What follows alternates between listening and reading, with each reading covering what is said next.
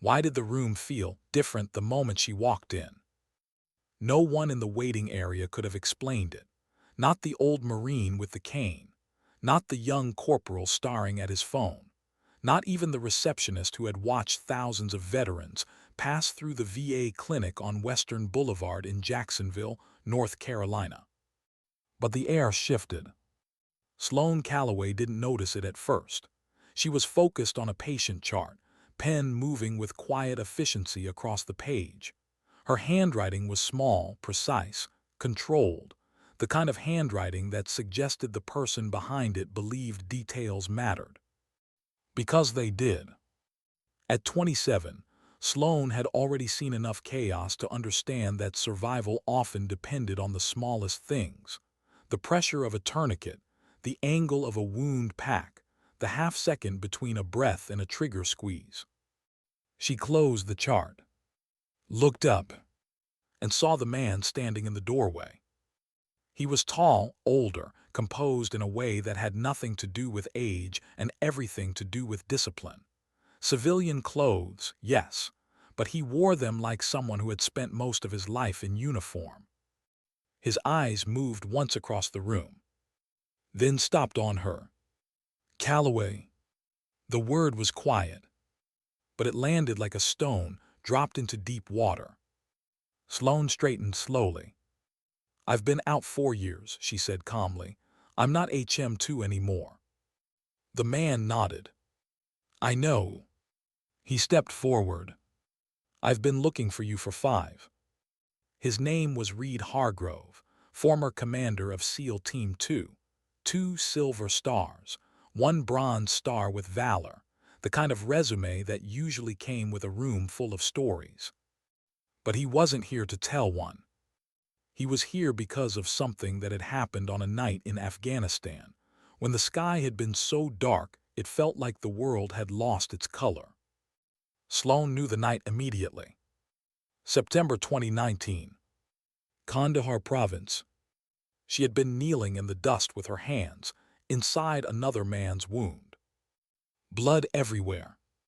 The kind of bleeding that ends a life in under 10 seconds. Her hands had moved without hesitation. Tourniquet, compression, gauze packed deep against the torn artery. Femoral, she had said into the radio.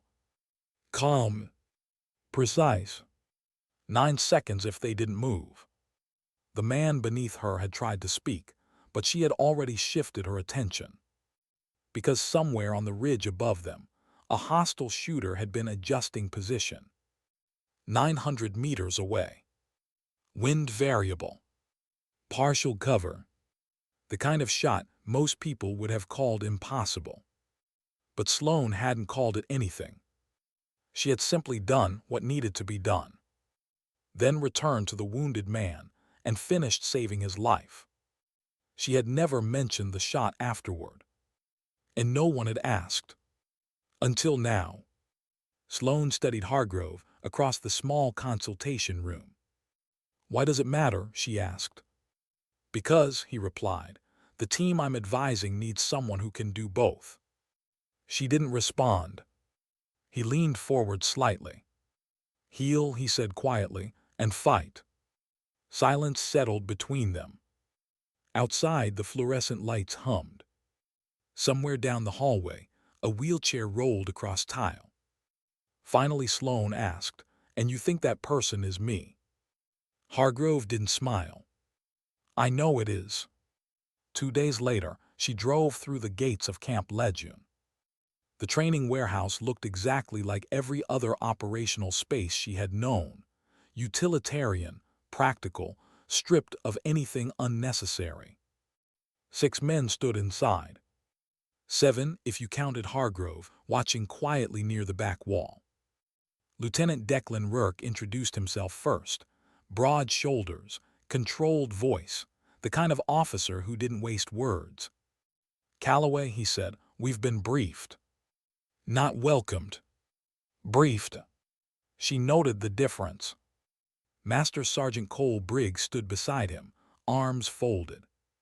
He looked her over the way experienced operators sometimes looked at unfamiliar variables. "Quick," Analytical. Unconvinced. HM2, he said. It's just Calloway, she replied. Something in his expression suggested he hadn't yet decided what he thought of that. The others introduced themselves with the brief efficiency of men used to working in dangerous places. Corporal Kowalski, young, energetic. Private Hale, even younger, watching everything. And Chief Petty Officer Weston, 51 years old. Quiet. Still. His eyes lingered on Sloane a moment longer than the others. Not judgmental. Observant. As if he was waiting for something. The training day unfolded quickly. Live fire drills. Medical response simulations. Casualty evacuation timing. Sloane moved through it all with calm efficiency. By mid-afternoon, she had already identified the first problem. Kowalski was dehydrating. The signs were subtle: a delayed reach for his water bottle, slightly elevated pulse, skin losing elasticity. Early heat exhaustion. 2 hours later it would have become something worse. She pulled him aside during a briefing break. 3 questions. 3 answers. Diagnosis confirmed. Within minutes, he was in the medical bay recovering. Rourke watched her return. Briggs watched too. Neither said anything. But the room had shifted.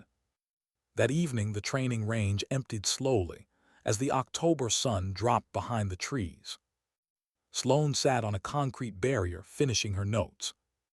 A sniper rifle rested on a nearby equipment table. Uncased. Forgotten. She didn't look at it directly at first. But she knew it was there. Her right hand moved almost unconsciously. 3 inches from the stock. She stopped. Froze. The memory came back instantly. A graveside in North Carolina. Cold November wind. Her father's folded flag in her mother's hands. 13-year-old Sloane standing beside them making a silent promise. She wouldn't continue the path he had started training her for. Not without him. Not without understanding why. 3 inches.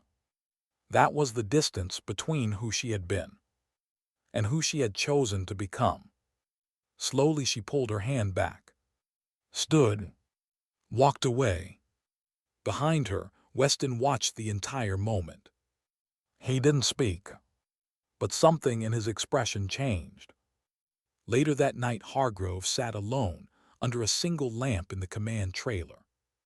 In his jacket pocket rested a sealed envelope. Marcus Calloway had handed it to him 15 years earlier. Give this to her, Sloane's father had said, when she's ready. Not skilled enough. Ready. Hargrove had spent 5 years searching for the woman who had fired a 900-meter shot in Kandahar. Now he had found her. And after watching her pull her hand away from that rifle, he knew the distance she still had to travel. But the distance was closing. And sooner or later, the truth would catch up to her. Because some gifts don't disappear just because you try to leave them behind. Sometimes they simply wait. Quietly. For the moment, you're finally ready to use them again. Why did the rifle feel familiar, even after 4 years of refusing to touch one? The question followed Sloane the entire next morning.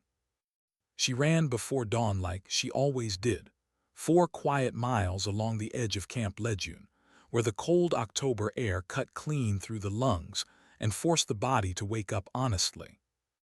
Her father used to call that kind of run a negotiation. You made peace with discomfort early, or it made decisions for you later. By 6:50, she was already inside the staging warehouse. Coffee in hand. The team drifted in behind her. Rourke reviewed the day's schedule with calm precision. Live fire maneuver drills. Medical response integration. 1 extended simulation designed to push everyone to their limits. Sloane listened carefully, not because she needed the information, but because listening was how you learned people. Briggs leaned against the wall, arms crossed again, still measuring her, still unconvinced. Weston stood quietly near the back, saying nothing. But his eyes were always moving, always watching. At exactly 800 the exercise began. For 2 hours everything ran smoothly. Operators moved between positions. Targets dropped. Radio chatter remained controlled. Then at 9:42 something changed. Sergeant Ellis went down. It happened fast. A misstep in wet ground during a lateral movement. The kind of accident that didn't look serious until you understood what the body was telling you. Sloane reached him first. Ankle already swelling. Ligament damage obvious. He sat upright, jaw tight. Still breathing, he muttered. Good, she replied calmly. Let's keep it that way. 90 seconds later her assessment was complete. Ellis was out of the exercise. Possibly for the week. But the training scenario hadn't stopped. The designated marksman position was now empty, and the targets at 800 meters were still active. Rourke glanced at Ellis, then at the empty firing position, then at Sloane. The look lasted less than 2 seconds, but inside it was a question. She followed his gaze. The Barrett rifle rested on its bipod. Heavy, precise, unforgiving. 30 pounds of disciplined engineering. Her father had introduced her to one when she was 11 years old. She remembered his patience more than anything else. 40 minutes explaining body alignment. How recoil should travel through bone and muscle instead of tearing against it. Don't fight the rifle, he had said gently. Let it move through you. Sloane's eyes returned to the weapon. Her father's voice surfaced again. Heal when you can. Fight when you must. Both hands belong to the same person. Rourke spoke quietly. Calloway. Not an order. A choice. The promise she made at 13 flashed across her mind again. She had believed it meant leaving this part of herself behind. But standing there now, she wasn't sure anymore. Yes, sir, she said.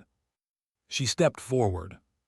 The Barrett felt exactly the way she remembered. Heavy, balanced, certain. She dropped behind the rifle, settling naturally into position. No hesitation. No theatrics. Just familiarity. The target waited in the distance. 820 meters. Variable wind. Heat shimmer dancing across the open ground. She slowed her breathing. 4 seconds in. 4 seconds out. Heart rate descending. The first shot broke. And missed. 14 inches right. Briggs exhaled sharply behind her. Not mocking, but close. Sloane cycled the bolt without hurry. Her father had once told her the difference between amateurs and professionals was what happened after the first mistake. Professionals returned to the process. Breath. Wind. Silence between gusts. She waited. The wind shifted again. Then paused. She squeezed the trigger. The rifle cracked. A moment later, the range officer's voice echoed across the field. Impact center mass. Silence fell over the team. Sloane remained behind the rifle 1 second longer, finishing the action the way her father had taught her. Then she stood. Rourke looked at her differently now. Not impressed. Recalculating. Briggs stared toward the distant target berm, as if numbers in his head had stopped adding up. Weston nodded once. Just once. Later that evening, the team gathered for debrief. Sloane listened quietly while the others spoke. She had learned long ago that speaking less often made people listen more carefully when you finally did. Across the room, Briggs remained unusually silent. Something about his posture had changed. Not suspicion anymore. Something heavier. That night, Weston accessed the classified server inside the operations building. He spent 31 minutes digging through archived reports. Then he found it. The Kandahar mission. September 2019. The ambush report documented everything in careful military language. Timeline. Casualties. Threat elimination. Except for one detail. The elevated sniper threat had been credited to suppressing fire from a disabled vehicle. But the geometry didn't match. Weston cross-checked the communications log. Then he called Rourke. Minutes later, they sat across from Briggs in a windowless room. The documents lay between them. Briggs read them slowly. When he finished, he exhaled. "I wrote the report," he said. Rourke nodded. "I know." Briggs rubbed his forehead. "I saw the shot," he admitted quietly. "Then why wasn't it in the record?" Rourke asked. Briggs stared at the table. "Because I didn't believe it." The room stayed silent. 900 meters, Briggs continued. Variable wind, shooter already injured. He looked up. She was a 22-year-old corpsman with no documented sniper training. He paused. "So I decided it couldn't be true." Weston leaned against the wall. "And now?" Briggs looked toward the door where Sloane had stood earlier that day. "I was wrong." Rourke gathered the documents slowly. "You removed her from the historical record of her own action." Briggs nodded. "Yes." "And now?" Briggs' voice was quiet. "Now we fix it." Across the base, Sloane sat alone outside the barracks watching the tree line darken in the fading light. The rifle shot still echoed somewhere in her mind. Not as pride. Not as regret. Just recognition. Her father had once told her something she didn't understand at the time. The hands know before the mind catches up. Tonight she was beginning to realize what he meant. Because sometimes the truth about who you are doesn't disappear. It just waits patiently. Until life asks the question again. Why did the commander freeze the moment he saw her name on the chart? The hospital hallway was quiet in that strange way military hospitals often are. Not silent, but restrained. Conversations kept low, footsteps careful, as if everyone understood that somewhere nearby someone's life had already changed. Commander Daniel Hayes had come in for something painfully ordinary. A routine cardiac evaluation. Nothing dramatic. Just a precaution after a training incident that left him briefly unconscious during a dive. 22 years in the Navy, hundreds of missions, and yet the thing that finally brought him to a hospital bed was paperwork. He almost laughed about it. The nurse handed him a clipboard, vitals normal, blood pressure slightly elevated, nothing unexpected for someone whose career had been built on adrenaline. "Doctor will see you shortly," she said. He nodded politely. But as she turned to leave, another nurse approached the desk beside her and quietly placed a patient intake file on the counter. Hayes wasn't trying to listen. Still, he heard the name. "Staff Sergeant Alina Ward," the nurse said. And something inside him tightened. Not recognition, not yet. Just a strange pull. He stared at the wall across from him, trying to place the feeling. Ward. The name stirred something buried deep under years of missions and debriefings and memories. He rarely allowed himself to revisit. The nurse continued speaking. "Routine neurological follow-up," she added. "Post-deployment trauma exposure." Trauma exposure. The words echoed strangely. Hayes leaned back in the chair, folding his arms. His mind wandered somewhere far from the white hospital walls. Afghanistan had a way of living inside people long after they left it, especially the nights. And there was one night, one particular night, that refused to stay buried. But the memory was incomplete, like a photograph with the center burned away. He remembered blood. He remembered darkness. He remembered a voice. A woman's voice. Calm, focused, unshakably steady, while everything else was chaos. But he had never seen her face. The nurse picked up the chart again. "Ward is in room 14, she said. Hayes sat up slightly. Room 14. Right down the hall. It was a ridiculous thought. Thousands of medics had served in Afghanistan. Hundreds had treated SEAL teams. The odds of it being the same person were almost nothing. Still, the feeling refused to let go. He stood up. Not intentionally. His body just moved before his mind finished arguing. The hallway lights hummed softly overhead as he walked. Each step brought the memory closer. And the memory brought the night back. The night in Kandahar had been windless. That was the first thing he remembered clearly. Windless nights were dangerous for snipers. No drift. No forgiveness. Every shot traveled exactly where it was aimed. Their convoy had been moving through a narrow stretch of road, carved between rocky ridges. Hayes had been leading the team. The mission was routine, intelligence gathering, local contact verification, nothing unusual. Until the explosion. The ground had lifted under the vehicle like a giant hand. Then came the gunfire. Short bursts from elevated terrain. Perfectly positioned. Ambush. Hayes remembered shouting orders.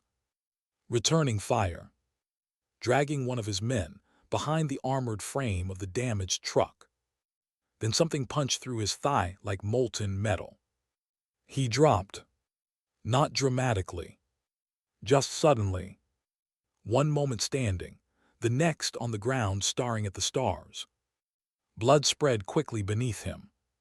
Too quickly. Someone yelled for a medic. That was when the voice appeared. Not frantic. Not scared. Just precise. Femoral artery.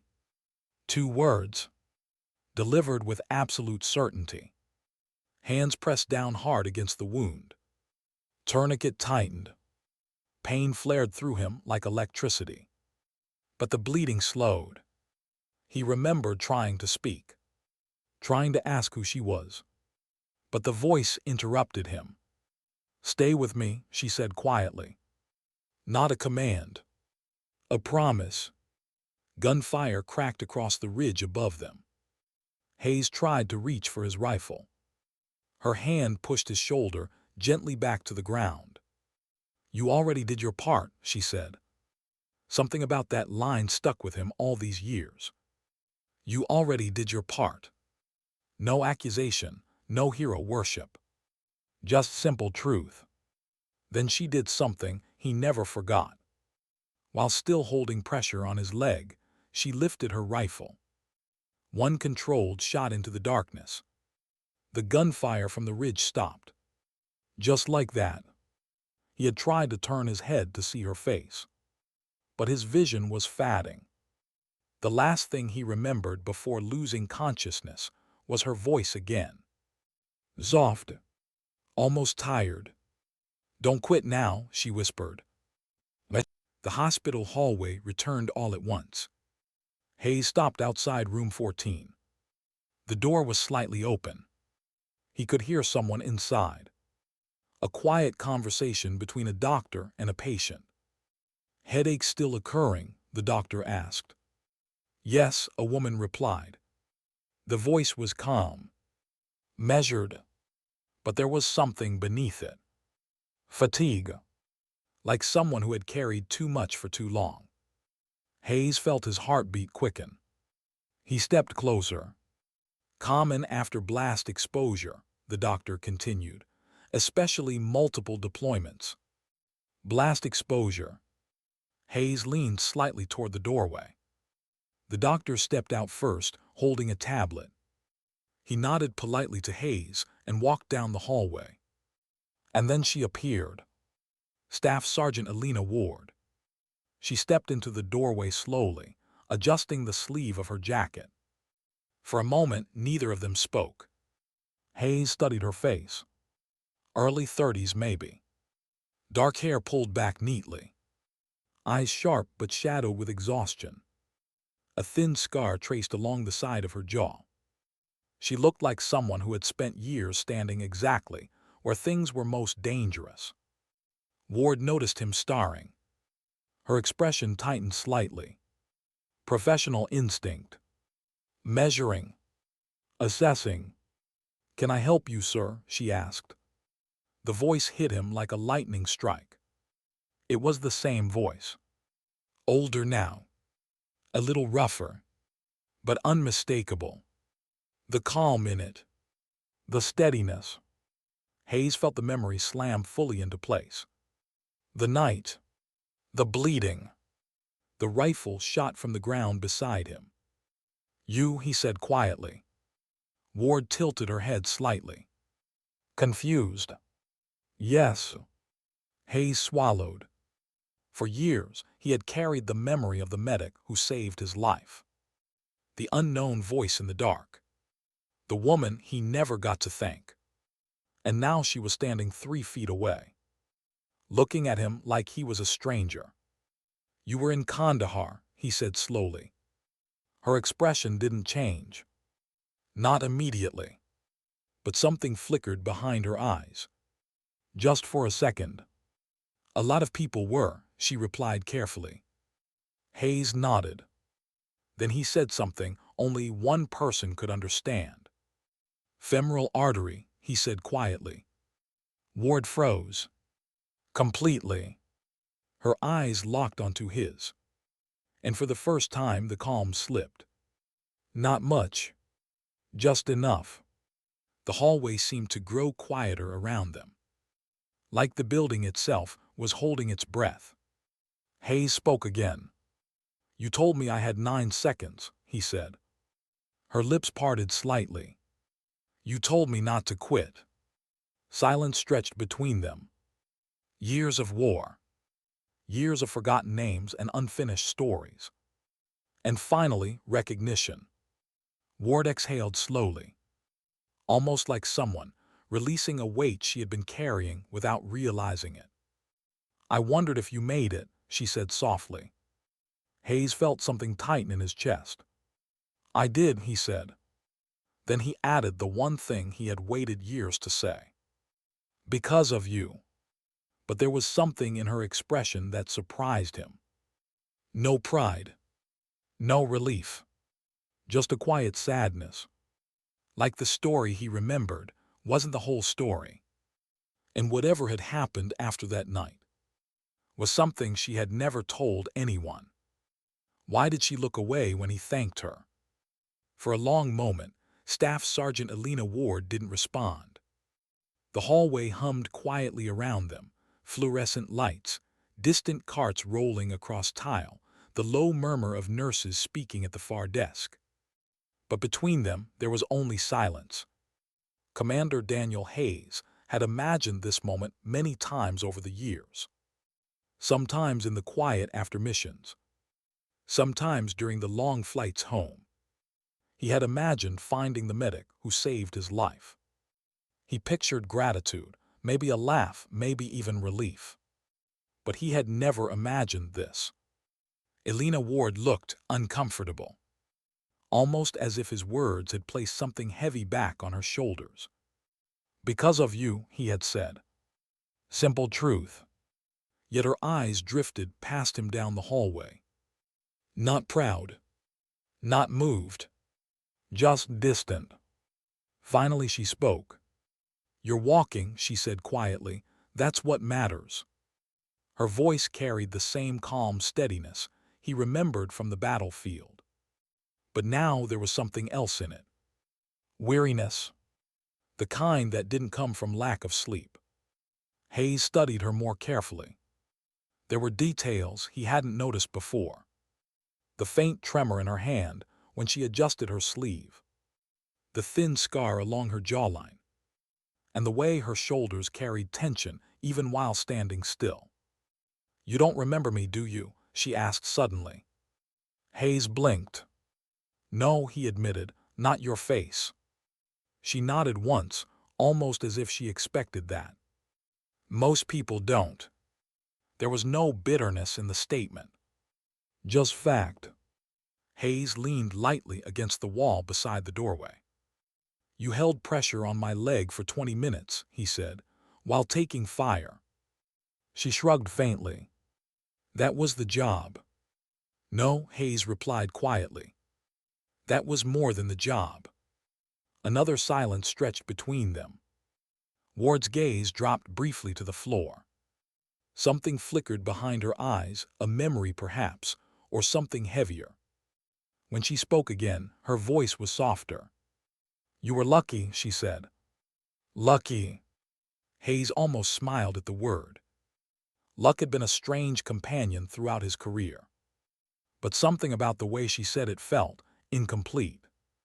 "Why do I get the feeling," he said carefully, "that you're not talking about me?" Ward didn't answer right away. Instead, she leaned lightly against the doorframe of the hospital room. The posture seemed casual, but Hayes noticed her fingers tightening slightly against the wood. "Do you remember the second vehicle?" she asked. Hayes frowned. "The one behind yours." Memory stirred. "The convoy. 3 vehicles. His team in the front. Support team behind." "I remember hearing an explosion," he said slowly. Ward nodded. "That was theirs." The hallway seemed colder suddenly. Hayes' mind began piecing fragments together. Gunfire from the ridge. The chaos. The blood loss. His focus had narrowed to survival. He remembered flashes. Shouting. Radio calls. But details had blurred. "How bad was it?" he asked quietly. Ward didn't answer immediately. Instead, she looked toward the hospital window at the end of the hallway. For a moment, Hayes wondered if she wouldn't answer at all. Then she spoke. 3 men died in the second truck."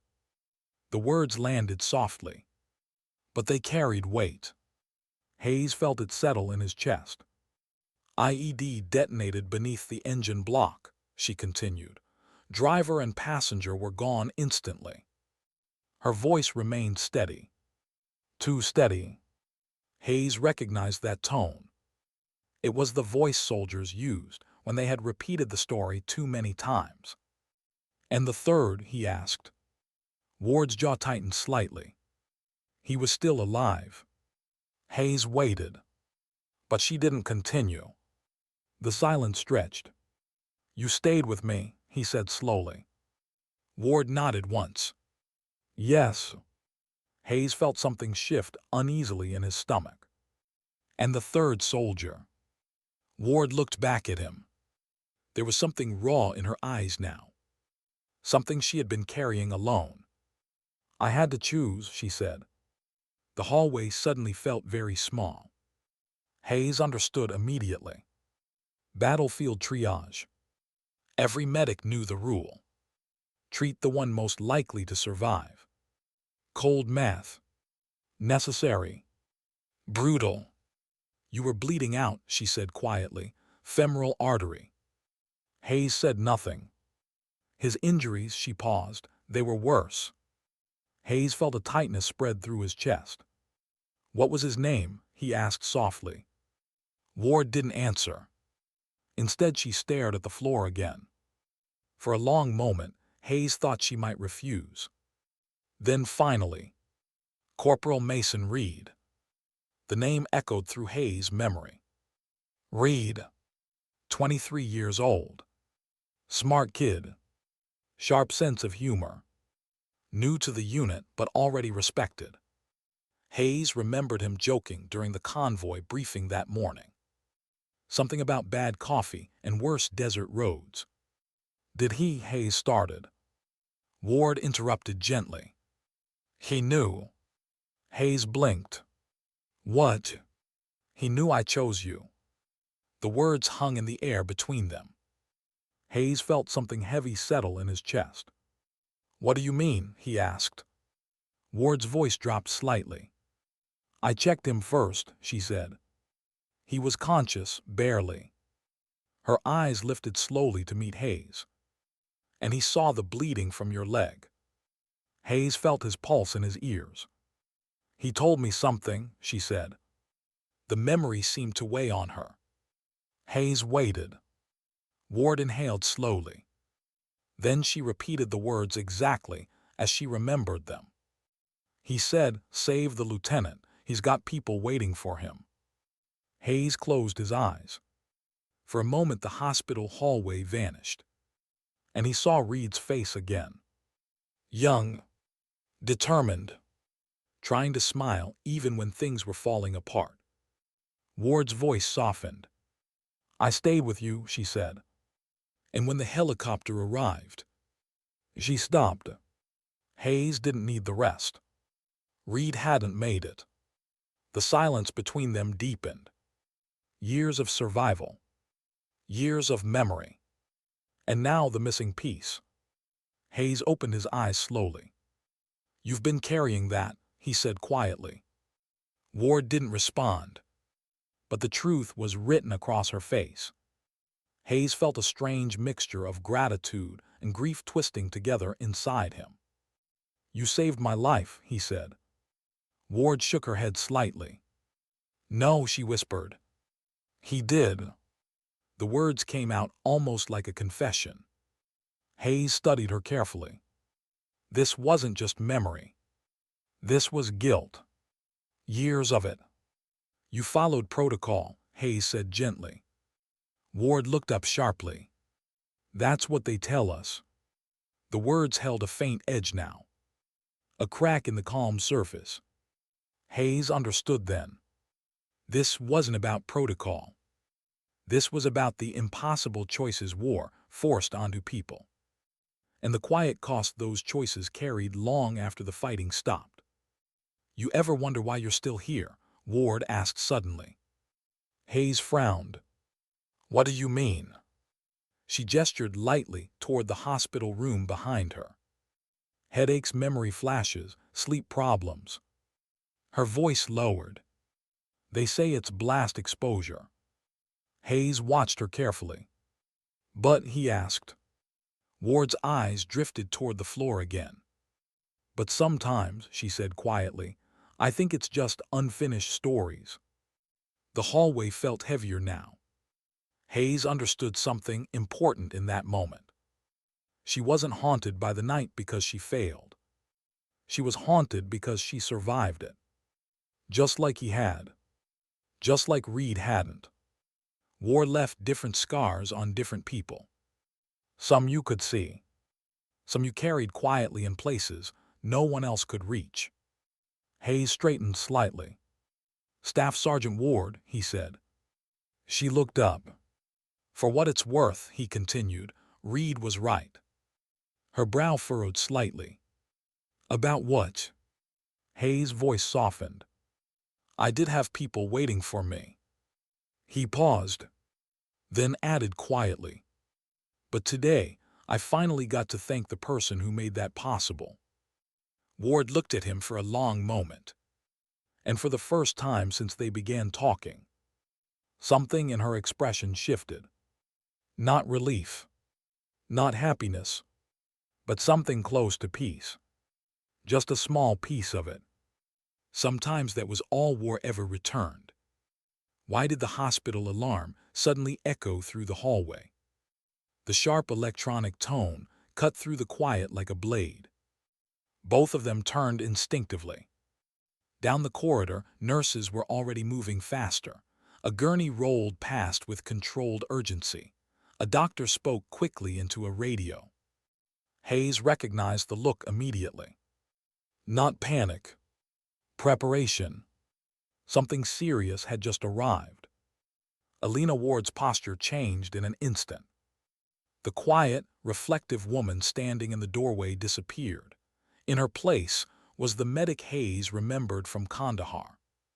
Alert, focused, present. She glanced down the hallway, reading the situation the way experienced medics always did, picking up details most people missed. Blood on the edge of the stretcher sheet. A young soldier gripping the rail beside the patient. A medic pressing gauze into someone's chest. Gunshot wound. Ward moved before she even seemed to realize it. Her feet stepped into the hallway. Then she stopped. Just one step. Because technically, she wasn't on duty. The pause lasted barely a second. But Hayes noticed it. Not hesitation. More like permission. The nearest nurse called out. Trauma Bay 3. Ward exhaled quietly. Then she turned to Hayes. Excuse me, Commander. Her voice had shifted. Professional. Sharp.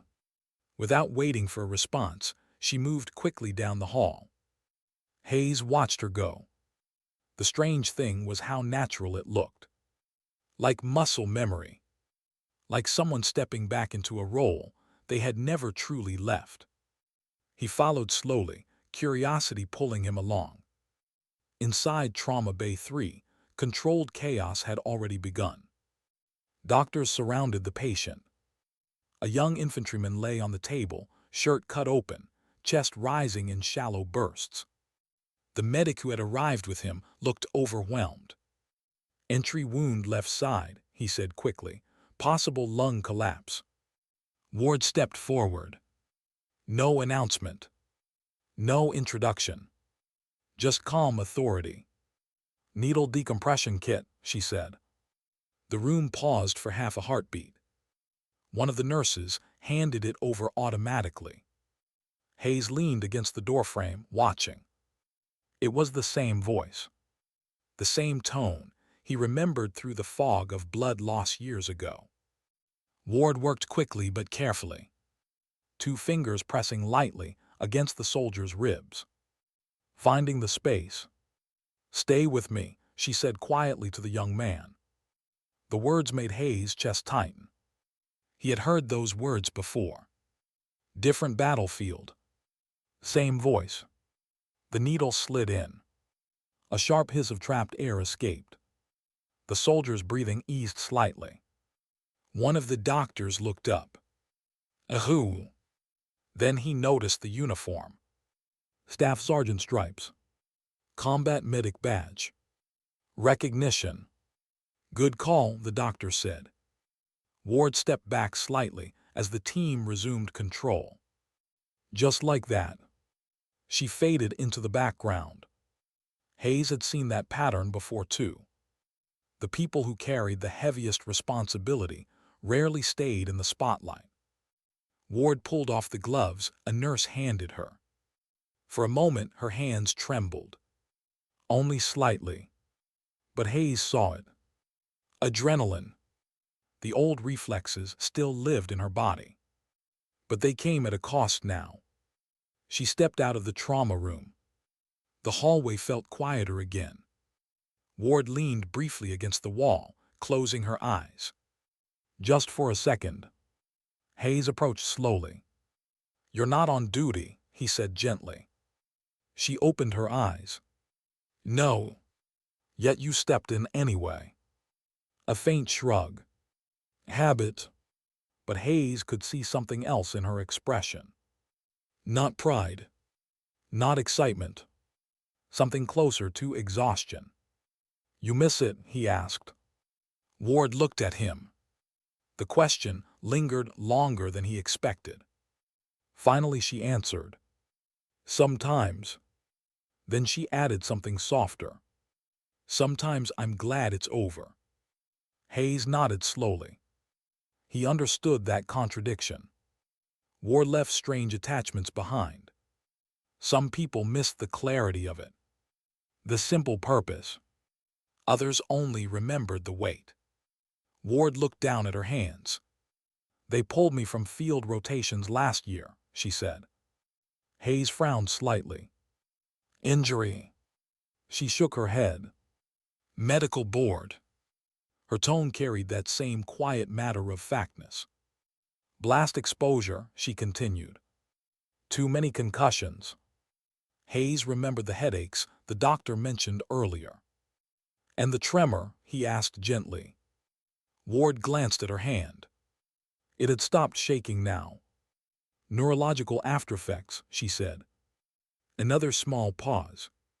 "Nothing dramatic, just enough for them to decide I'm more useful behind a desk." There was no bitterness in the words. But there was something else. Loss. Hayes understood it well. The moment when the job that defined you slowly began slipping away. "You saved that kid's lung," Hayes said. Ward didn't smile. "Temporary fix," she replied. "The doctors did the real work." Hayes studied her. "You always do that," he said. "What?" "Downplay it." Ward looked slightly confused. Hayes gestured toward the trauma bay. "You stepped in cold, diagnosed the problem in seconds." He paused. "Just like you did with me." Ward looked away. "That's what medics are trained for." "Not all medics," Hayes said quietly. The hallway fell silent again. From inside the trauma bay came the faint sound of monitors beeping steadily now. "Stable." The soldier would likely survive. Another quiet victory. Ward pushed herself off the wall. "I should probably head out," she said. Hayes frowned. "Appointment finished." "Yeah." She hesitated slightly. "They mostly just check if the headaches are worse."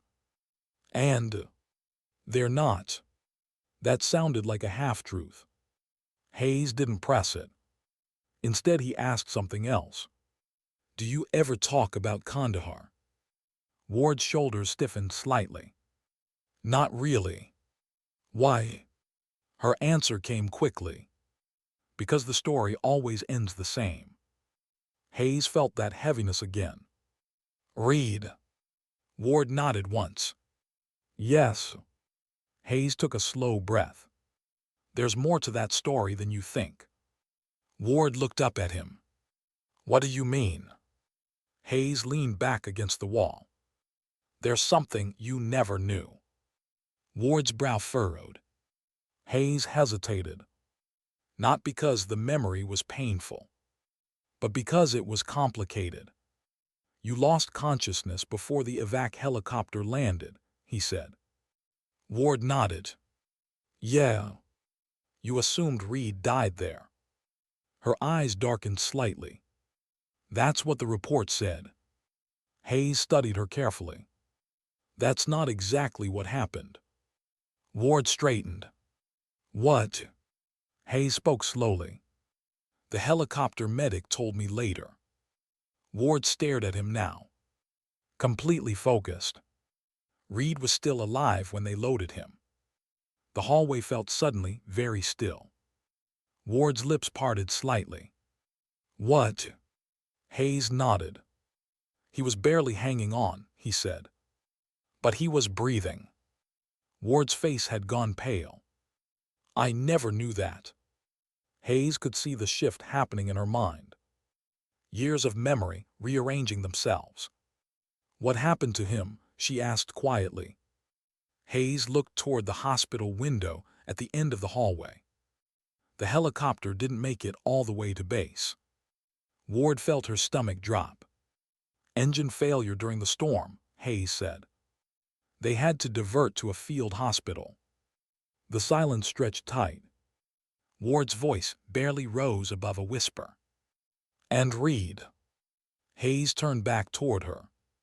"He survived the flight." Ward's breath caught. For a moment, hope flickered across her face. A fragile thing. Hayes wished the story ended there. But truth rarely gave such easy endings. "He died 2 days later," Hayes said softly. The hope faded, but something else remained. Not the crushing guilt she had carried for years. Something quieter. Something complicated. Ward leaned back against the wall again. Her voice was unsteady now. I thought he died right there. Hayes nodded. I know. Another long silence passed between them.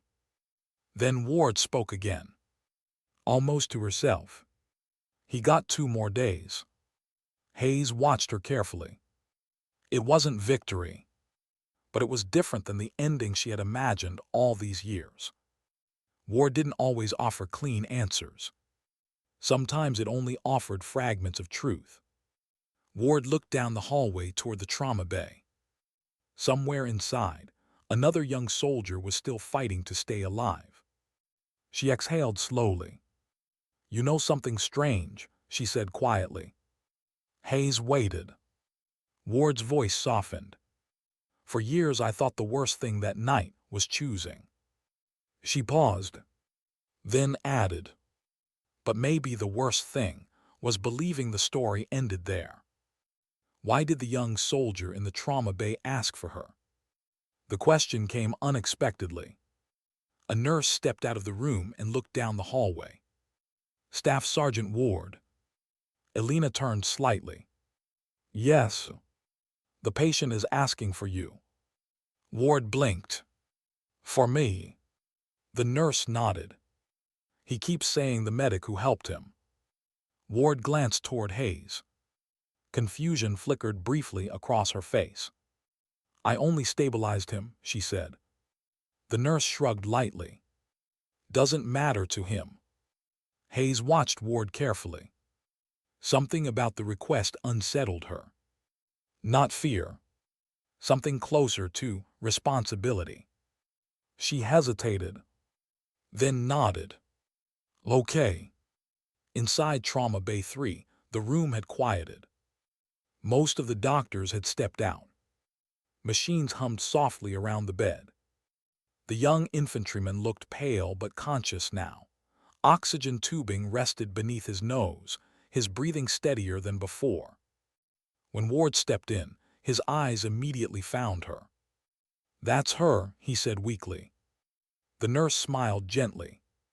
I told you she'd come. Ward moved closer to the bed. How are you feeling? She asked.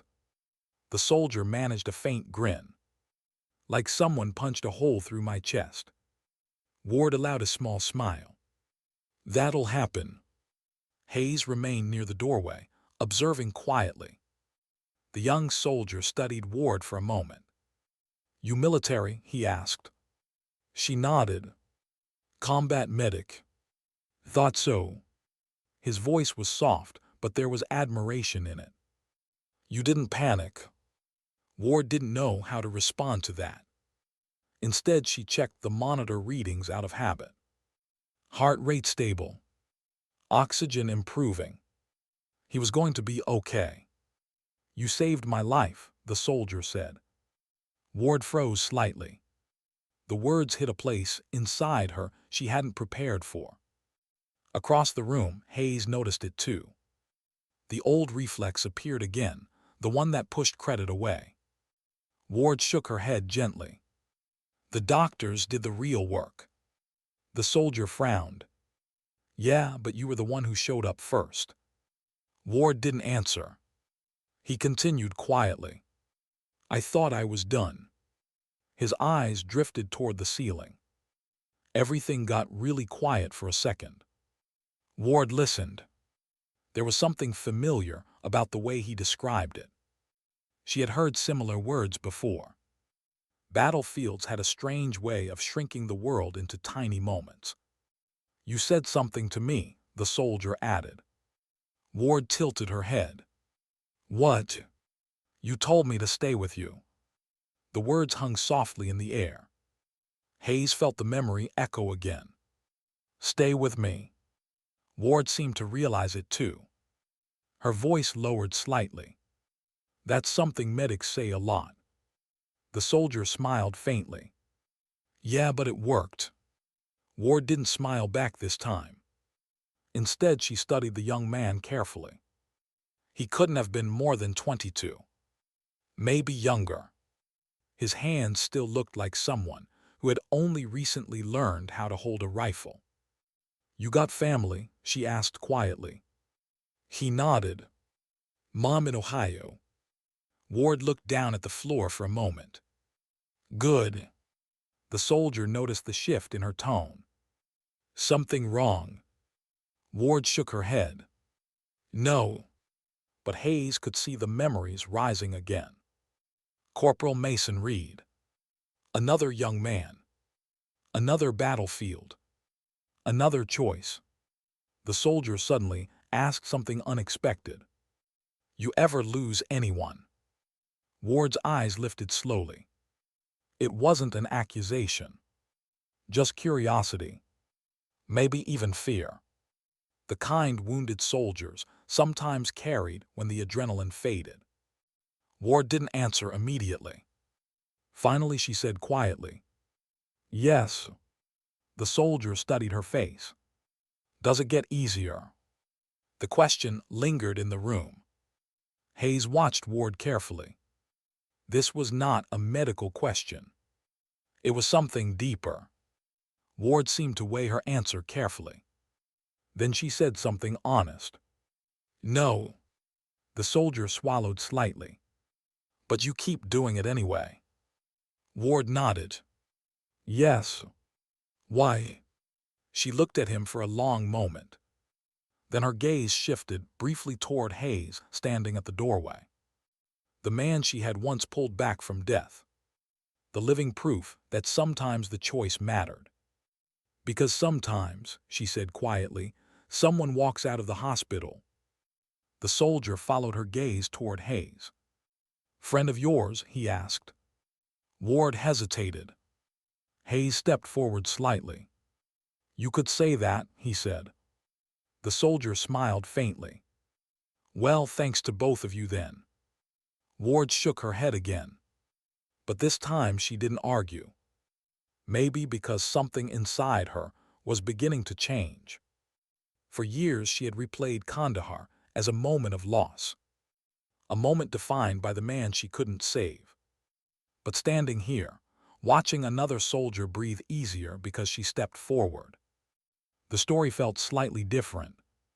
Not fixed, but wider. Ward placed a hand gently on the rail of the hospital bed. "You did the hard part," she told the soldier. "What's that?" "You stayed." He gave a small nod. "Guess I did." Ward stepped back. "You should get some rest." As she turned to leave, the soldier spoke again. "Hey." She paused. "If I ever see you again," he said, "I'm buying you a drink." Ward smirked slightly. "Focus on walking first." Hayes followed her back into the hallway. For a moment, neither of them spoke. The quiet returned. But it felt different now. Less heavy. "You handled that well," Hayes said. Ward shrugged. "Just talking." Hayes shook his head slightly. "No." He looked at her. "You gave him something most people don't." Ward frowned. "What?" "Perspective." Ward leaned lightly against the wall again. "You know what the strange part is," she said. Hayes waited. "For years I thought the only story that mattered from that night was the one that ended badly." Hayes nodded slowly. "That's how the mind works." Ward looked down the hallway. Inside Trauma Bay 3, the young soldiers' monitors beeped steadily. "Alive. Fighting. Continuing." "Maybe Reed's 2 extra days mattered more than I realized," she said quietly. Hayes smiled faintly. "I think they did." Ward crossed her arms lightly. "You know something else." "What?" She exhaled slowly. "I never told anyone what he said." Hayes tilted his head. "The line about saving you." Ward nodded. "Felt like I didn't deserve to repeat it." Hayes looked at her carefully. You were the one who carried it. Ward gave a faint, tired smile. Yeah. Another silence passed. But this time it wasn't heavy. Just reflective. Finally Hayes spoke again. You ever think about what Reed might say if he saw you right now? Ward raised an eyebrow. What? Hayes gestured toward the trauma room. You just did the same thing he asked you to do. Ward considered that. Helping someone else walk out alive. The thought settled somewhere deep. Quietly. Not dramatic. Just true. Ward looked down the hallway one last time. Then she said something almost to herself. Maybe the story didn't end with him. Hayes nodded. No. He looked at her. Maybe it continued through you. Why did she suddenly stop at the hospital exit? The glass doors stood just a few steps ahead. Beyond them, late afternoon sunlight spilled across the parking lot. Cars passed quietly on the distant road. The world outside looked ordinary, almost peaceful. But Alina Ward stopped walking. Not dramatically. Just a pause. Like someone realizing they had reached the end of a long hallway they hadn't noticed they were walking through. Commander Daniel Hayes slowed beside her. You all right? He asked. Ward didn't answer immediately. Instead, she looked through the glass at the fading light outside. For years, leaving buildings like this had always felt the same. Appointments, evaluations, doctors measuring damage that never quite appeared on scans. Then back to the quiet life she never fully adjusted to. But today felt different. Something had shifted. Something small but real. I keep thinking about Reed, she said quietly. Hayes nodded. I figured. Ward leaned lightly against the metal railing near the door. For a long time, she continued, I thought the worst part of that night was losing him. Her voice remained calm. But Hayes could hear the deeper layer beneath it. The years she had spent replaying the moment. The choice. The weight of deciding who received the last chance. But today, she said softly, I realized something strange. Hayes waited. Ward glanced down the hallway behind them. Far away, nurses still moved through the corridors. Somewhere, machines continued to beep. Another soldier was still recovering in Trauma Bay 3. For years I kept asking the wrong question, she said. Hayes raised an eyebrow slightly. What question? Ward looked back toward the glass doors. Why I chose you. The words hung quietly in the air. Hayes didn't interrupt. Ward continued. I kept wondering if I made the right call, if Reed should have been first, if maybe there was a way to save both. She exhaled slowly. But that question never had an answer. Hayes nodded. War rarely gave those. Ward's voice softened. Today I realized maybe the real question wasn't about that moment. Hayes looked at her. Then what was it? Ward took a slow breath. What did I do with the choice afterward? The thought lingered between them. For years she had defined that night by the life that ended, not the lives that continued. Hayes studied her face carefully. The tension he noticed earlier, the tightness around her eyes, the quiet exhaustion had eased slightly. Not gone, but lighter. You ever notice something strange about survival? Hayes said. Ward glanced at him. What? The people who make it spend years trying to justify it. Ward gave a faint smile. That sounds about right. Hayes nodded. I spent a long time wondering why Reed believed I had people waiting for me. Ward listened. Then I realized something. What? He was right. Ward tilted her head. You had family. Yes. Hayes paused. But that's not what he meant. Ward frowned slightly. What do you mean? Hayes gestured gently down the hallway. That kid in Trauma Bay. Ward looked in that direction again. He has someone waiting for him too, Hayes said. Ward slowly understood. And when she did, the realization settled deep. For years she had believed that night in Kandahar ended with loss. But maybe it had also started something else. Something quieter. Something that continued each time she stepped forward. Each time she told someone to stay with her. Each time another soldier walked out of a hospital. Ward pushed lightly off the railing. You know what the strange part is, she said. Hayes smiled slightly. What? For the first time since that night, I don't feel like I'm standing in the same moment anymore. Hayes nodded. Good. Ward opened the glass door. A warm breeze slipped inside the hospital lobby. Outside, the sun hung low over the horizon. The world looked calm in a way that almost felt unfamiliar. They stepped into the parking lot together. For a few seconds, neither of them spoke. Then Hayes said something thoughtful. You know, Reed gave you an order. Ward looked at him. What order? Hayes smiled faintly. He told you to save someone who had people waiting. Ward considered that. Then she glanced back toward the hospital building behind them. I guess I've been following that order ever since. Hayes nodded. Looks like it. They walked slowly toward the row of parked cars. The day was ending. But the quiet weight that had followed her for years no longer felt quite as heavy. Not gone. War didn't erase its marks that easily. But something had changed. Perspective. Ward unlocked her truck.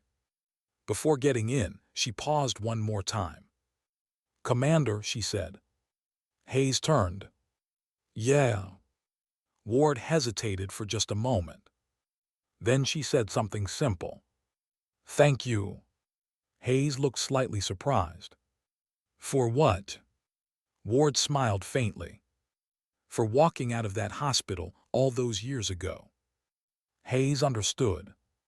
Not gratitude for survival, but acknowledgement of what that survival allowed to continue. He nodded once. Glad I did. Ward climbed into the truck. The engine started with a low hum. Hayes stepped back as she rolled down the window. Take care of those headaches, he said. Ward smirked slightly. I'll manage. She pulled out of the parking lot slowly. Hayes watched the truck disappear down the road. Then he turned back toward the hospital building.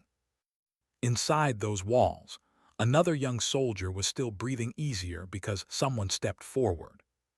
Someone who once believed the only thing she carried from war was a mistake.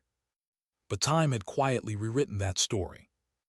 Because sometimes the meaning of a moment doesn't reveal itself right away. Sometimes it takes years. Sometimes it takes another life saved. Another voice saying, stay with me. War often writes its stories in loss. But every now and then, someone continues the sentence. And in those quiet continuations, something powerful survives. Not glory. Not victory. Something quieter. Something human. Because sometimes dignity doesn't speak loudly. It simply shows up again and again when someone else needs it. And sometimes the greatest act of courage isn't the choice made in a single moment. It's the decision to keep honoring that moment for the rest of your life.